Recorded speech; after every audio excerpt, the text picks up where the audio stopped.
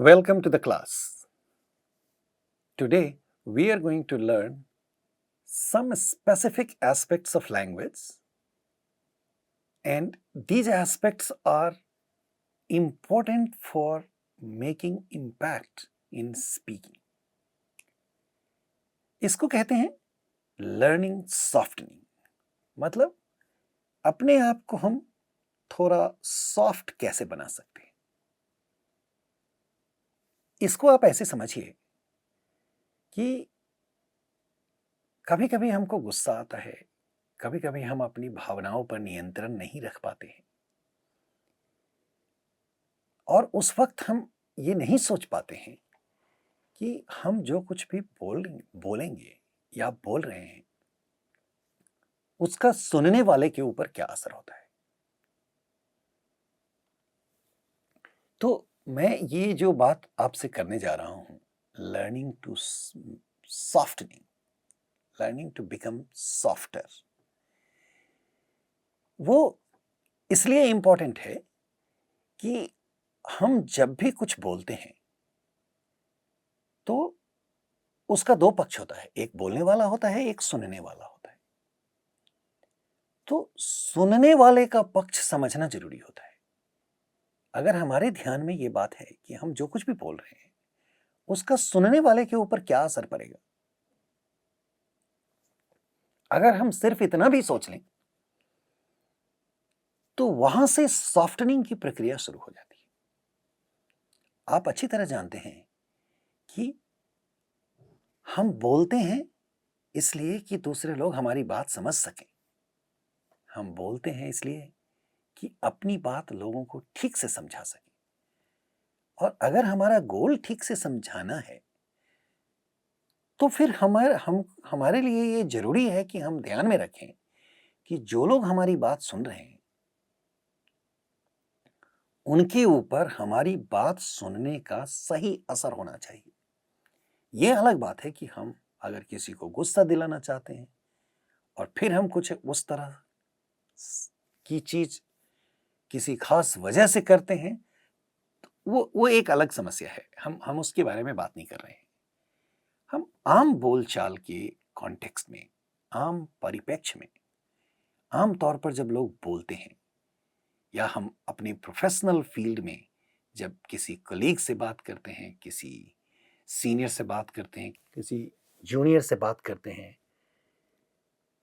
और हम सभी की ये इच्छा होती है कि हमारी बात दूसरे को अच्छी लगे। लोगों में हमारी बात सुनने की इच्छा होनी चाहिए।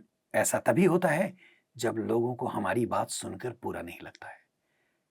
और अंत में मैं आपसे ये बताना चाहता हूं कि कभी कभी हम कठोर चीजों को भी, सीरियस चीजों को, टफ चीजों को सॉफ्टर ढंग से बोल सकते हैं।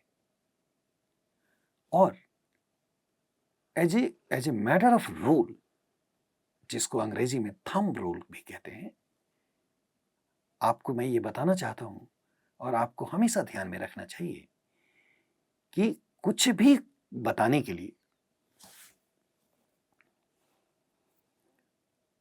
किसी को भी कुछ कहने के लिए जोर से बोलने की कभी जरूरत नहीं होती है। इसको आप रूल की तरह बना लीजिए और इसको प्रैक्टिस करने की कोशिश कीजिए। किसी भी बात को जोर से बोलने की कोई जरूरत नहीं होती है। आप अपने लिए रूल बना लीजिए कि किसी भी बात को किसी भी व्यक्ति से हम चिल्ला कर नहीं कहेंगे। मेरे कहने का ये मतलब नहीं कि आप चिल्लाते हैं। मेरे कहने का मतलब है कि अगर आप ऑलरेडी ऐसा करते हैं तो अच्छी बात है। अगर कभी भी आपसे कुछ ऐसा होता है, कभी भी आपको किसी भी वजह से गुस्सा आता है, कभी भी आपको किसी के ऊपर चिल्लाने की इच्छा होती है, और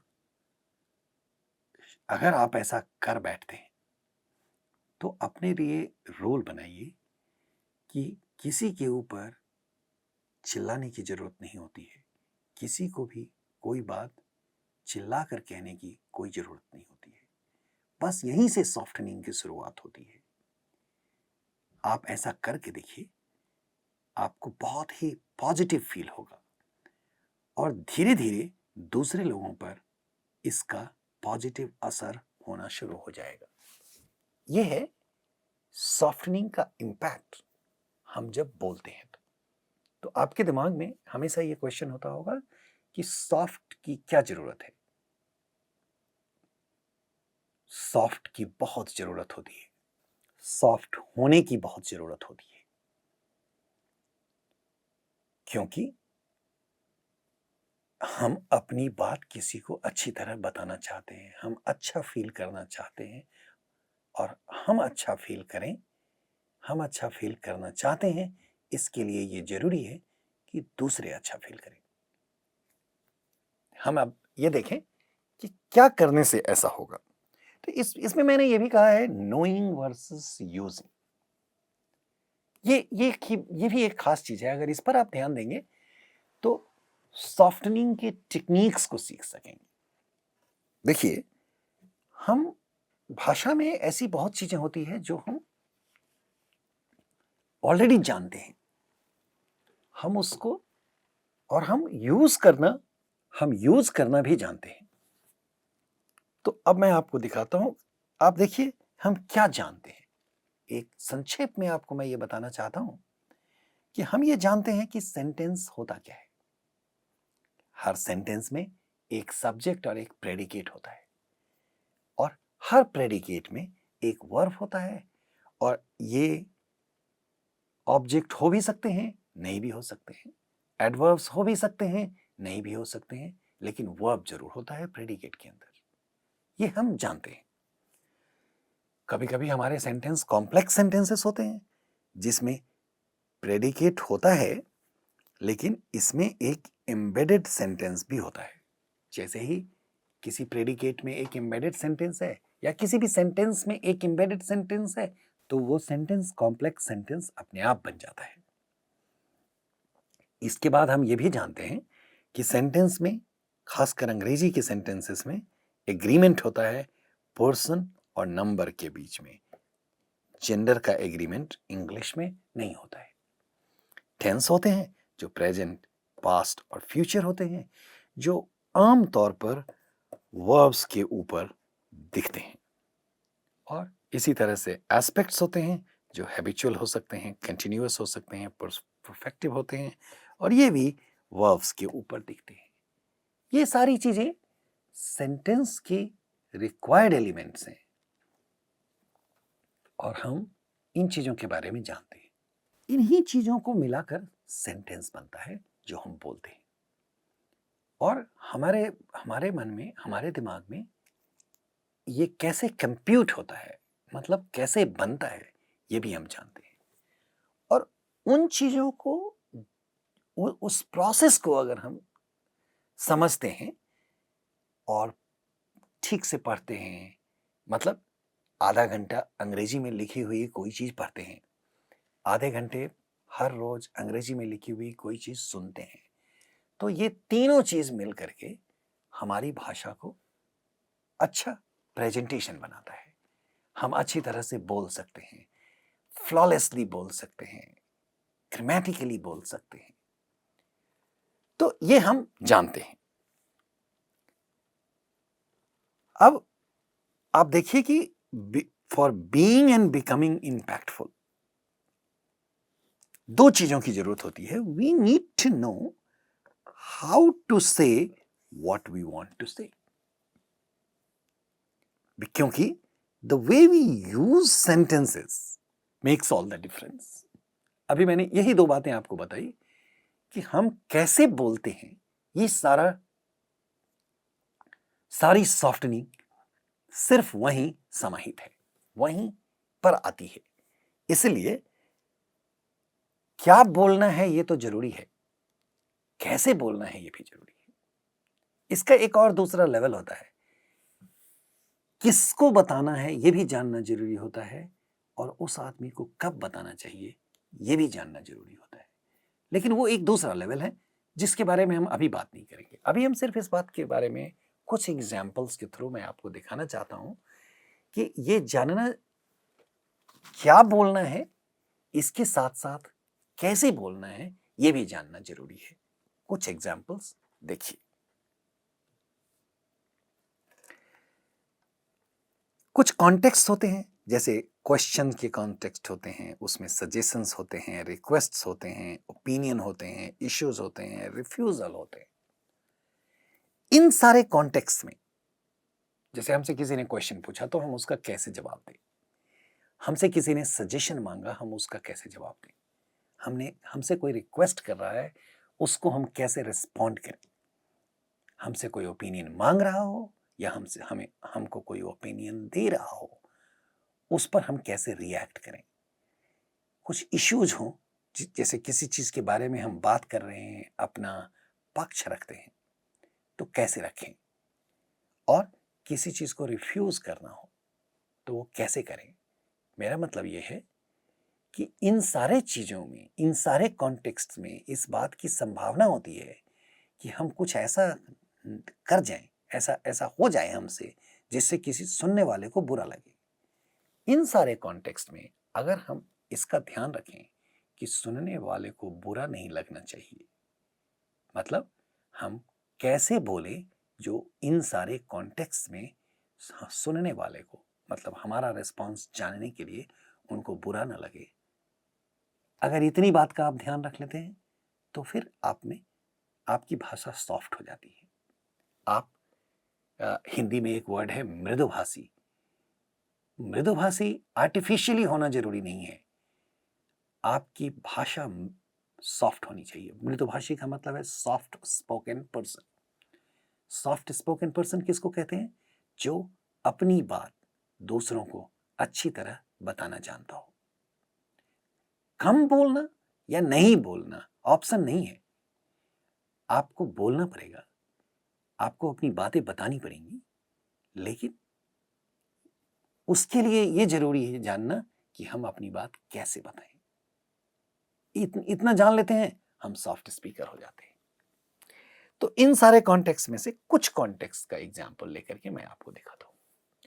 जैसे देखिए कि हम कहीं बैठे हुए हैं, एक कॉन्टेक्स्ट में देता हूं रिक्वेस्ट का, जिसमें हमको एक गिलास पानी की जरूरत होती है। तो अंग्रेजी में अगर हम बोलते हैं तो give me a glass of water, ये एक सेंटेंस है, ग्रामेटिकल सेंटेंस है। तो आप ये देखिए कि ये सिर्फ इस सेंटेंस का ग्रामेटिकल होना काफी है क्या? ऐसा बिल्कुल नहीं है। हम जब किसी से मांग रहे हैं, चाहे वो एक गिलास पानी ही क्यों ना हो, अगर ठीक से मांगेंगे तो लोग हमको अच्छी तरह से देंगे और उनको बुरा नहीं लगेगा। तो आमतौर पर जिसको हम नहीं जानते हैं, तो दो कॉन्टेक्स्ट हो सकता है। पानी हम उससे मांग रहे हो जिनको नहीं जानते हैं, और पानी हम उनसे भी मांग सकते हैं जिनको जानते हैं। दोनों ही सिचुएशन में अगर हम किसी से ये कहें कि please give me a glass of water, ये हमेशा अपने आप में बेटर इंपैक्ट बनाता है दूसरे के ऊपर। पहला वाला अनग्रामेटिकल नहीं है, इनफॉर्मल है। इनफॉर्मल कॉन्टेक्स्ट में हम अपने फ्रेंड से कुछ मांग रहे हैं, अपने घर के छोटे बच्चों से कुछ मांग रहे हैं, हम ऐसा बोल सकते हैं कि give me a glass of water. आमतौर पर सोशल कॉन्टेक्स्ट की जानकारी हमको खुद मिलती है और इसको सोशल इंटेलिजेंस भी बोलते हैं। लेकिन अगर हम ये ध्यान रखें कि सोशल इंटेलिजेंस हमारा काम नहीं भी करे और हम किसी से भी रिस्पेक्टफुली बात करें तो वो अच्छा ही उसका रिजल्ट होगा। तो हम किसी भी कॉन्टेक्स्ट में अगर ये कहें please give me a glass of water, ये सुनने में हमेशा किसी को अच्छा लगता है। उसी तरह से अगर हम ऑफिस में बात करते हैं और किसी से कहें कि meet with me at 9 in the morning, ये किसी को बुरा लग सकता है, किसी को थ्रेटनिंग लग सकता है, आपके फ्रेंड्स हो नहीं भी लग सकता है। लेकिन इसको एश्योर करने के लिए कि ये बिल्कुल बुरा ना लगे, अगर हम ये कहें please meet with me at 9 in the morning, तो ये ज्यादा अच्छा होता है। आप ये भी समझिए सुनने वाले लोग इसको अच्छी तरह जानते हैं क्योंकि उनको उनको बोलने वाले का इंटेंशन पता होता है। तो अभी मैं स्पीकर के दृष्टिकोण से बोल रहा हूँ। हियरर के दृष्टिकोण भी इंपॉर्टेंट होते हैं। अगर आप हियरिंग एंड पर है, जिसको हम रिसीविंग एंड कहते हैं, तो वो भी इंपॉर्टेंट है हमारे लिए जानना। तो आप पोलाइटली बोलिए, please give me a glass of water, let please meet with me at 9 in the morning. सुनने वाला अच्छी तरह से समझता है। अब आप एक कहानी के तौर पर देखिए कि अगर कोई टॉप आर्मी कमांडर अपने सबॉर्डिनेट से या अपने लेफ्टिनेंट से ये कहता है कि let please meet with me at 9 in the morning, वहां सुनने वाले जूनियर ऑफिसर के पास ये ऑप्शन नहीं है कि वो कह सकें कि हम 9 बजे नहीं मिल सकते हैं, 10 बजे मिलें क्या। ये ऑप्शन नहीं है उनके पास, क्योंकि जो डिसिप्लिन के एरियाज होते हैं उसमें जब किसी हायर अथॉरिटी ने कहा 9 तो उसका मतलब 9 होता है। वहां पर कोई अपनी मजबूरियां नहीं गिना सकता। वहां कोई ये नहीं कह सकता कि मैं 9 बजे फ्री नहीं हूं, मुझे कहीं और जाना है, तो हम बाद में मिल सकते हैं। इन सारी चीजों के ऑप्शंस नहीं होते। मैं ये बात इसलिए कह रहा हूं कि सुनने वाला आपका इंटेंशन समझता है। इसी तरह से लेकिन हमारी जिम्मेवारी ये होती है कि हम उस इंटेंशन पर वो इंट्यूशन सुनने वाले के लिए छोड़ दें जिस पर वो रिलाई करें। बोलने के लिए हम इन बातों का ध्यान रखें कि किसी को बुरा ना लगे, और इसमें इसकी गारंटी है कि ये बुरा नहीं लगेगा। अगर आप दूसरे तरीके से कहते हैं किसी को प्लीज मीट या प्लीज गिव, आमतौर पर बुरा नहीं लगेगा अगर उसमें सरकाज़म इन्वॉल्व नहीं है तो। अब ये एक और लेवल होता है कि हम बोल तो रहे हैं पोलाइटली, लेकिन सरकास्टिक हो जाते हैं, सिनिकल हो सकते हैं।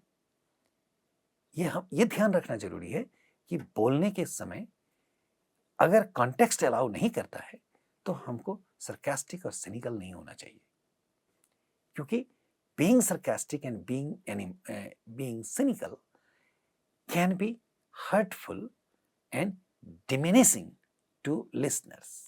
लिसनर को छोटा महसूस कराना होता है सरकास्टिक बन करके। तो ऐसा नहीं करना चाहिए, क्योंकि वो उससे बुरे लगने की संभावना होती है।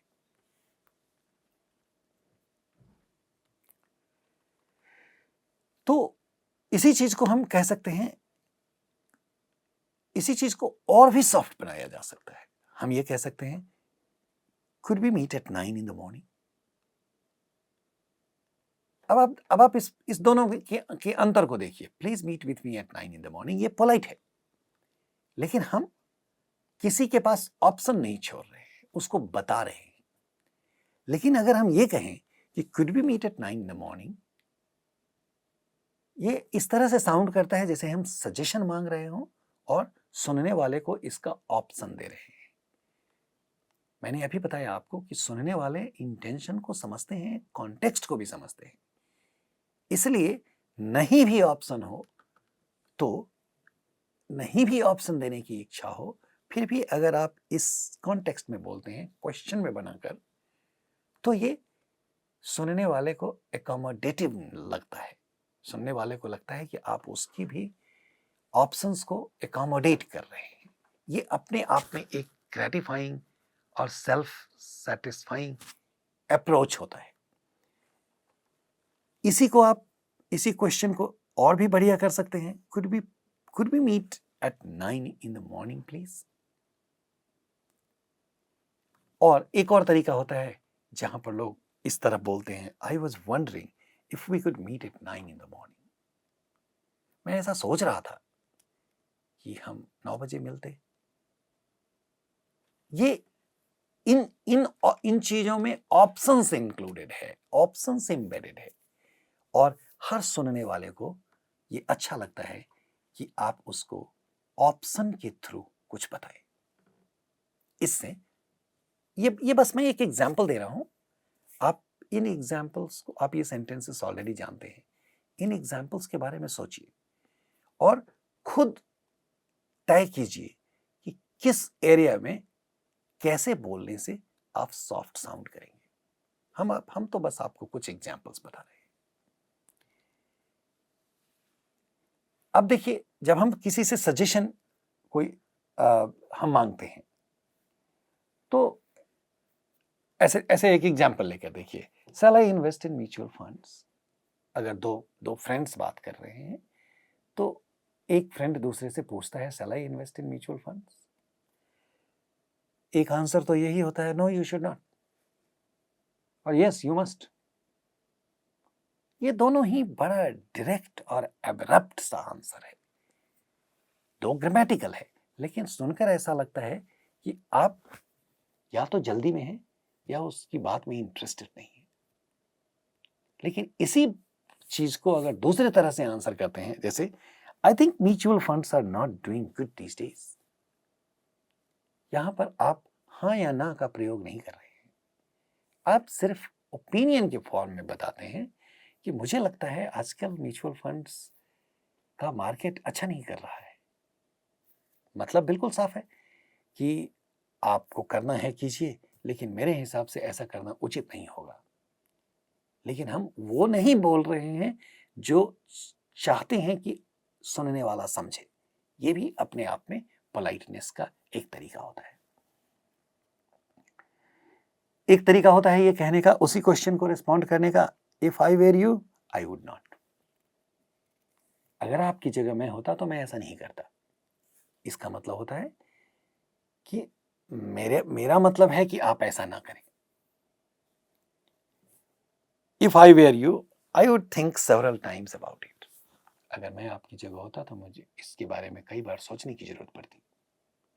इन सारी चीजों का मतलब एक ही है, लेकिन ये कहने के अलग अलग तरीके हैं जो different softer side of speakers को दिखाता है। अब देखिए, हम किसी को कह सकते हैं, sir I have submitted my reports on accounts, hope you liked it.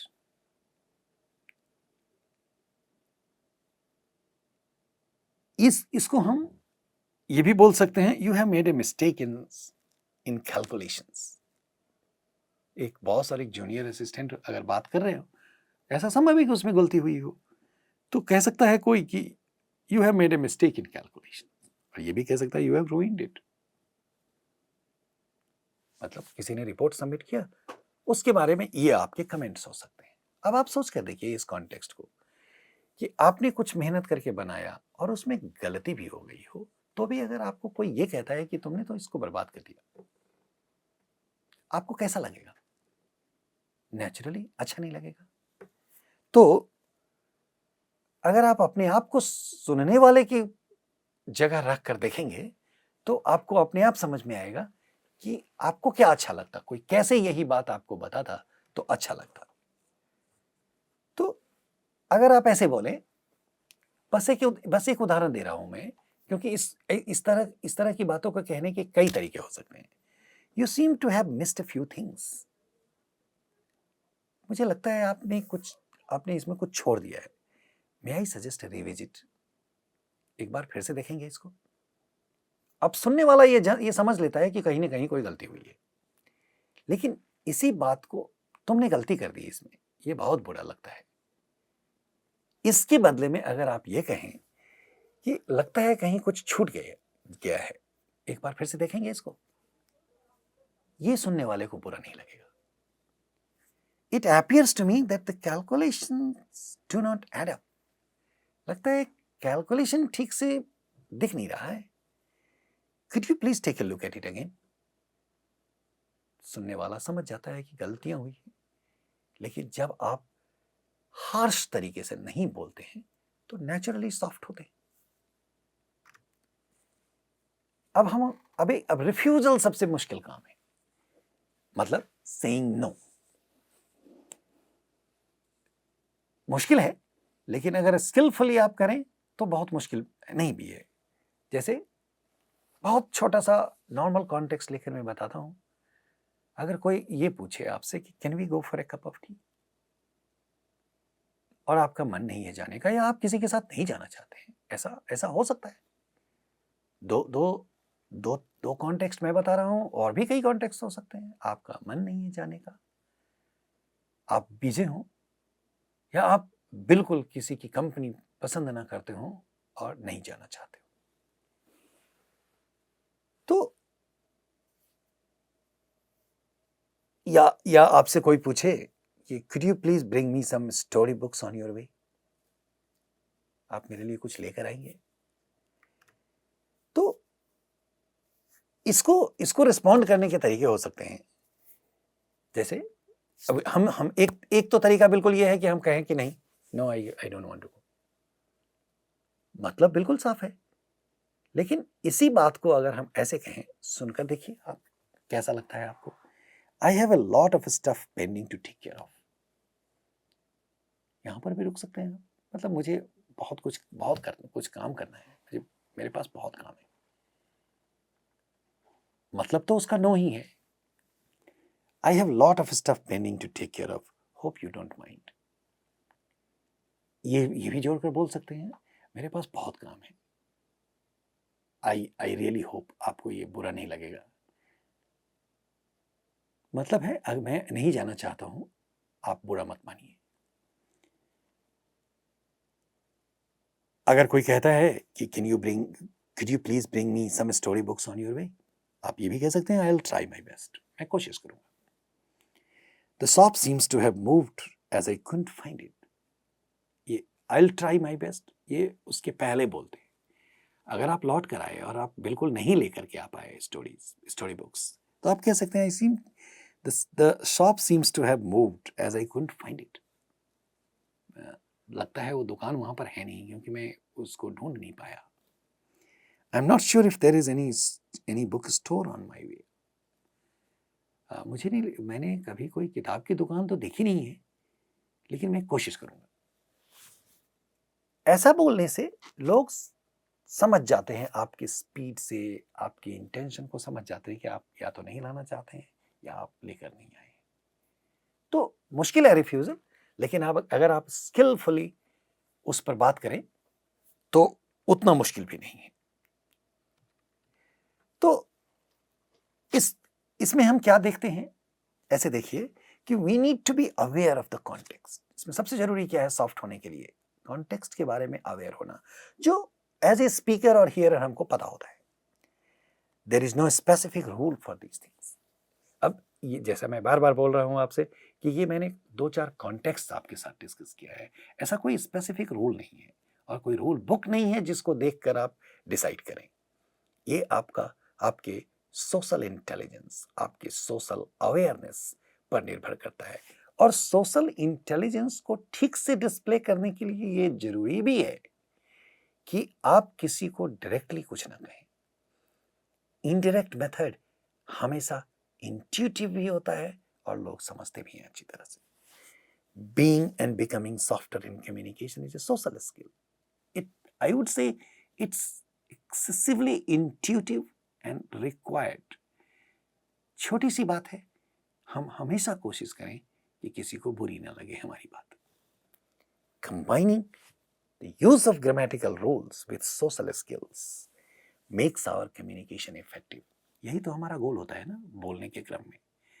तो ग्रामेटिकल रूल जानना एक बात है, rules of usage of sentences जानना एक बात है, लेकिन सोशल कॉन्टेक्स्ट की अवेयरनेस के साथ हम अगर सॉफ्टनिंग स्किल्स को मिलाते हैं तो हमारा कम्युनिकेशन अपने आप इम्पैक्टफुल और इफेक्टिव हो जाएगा।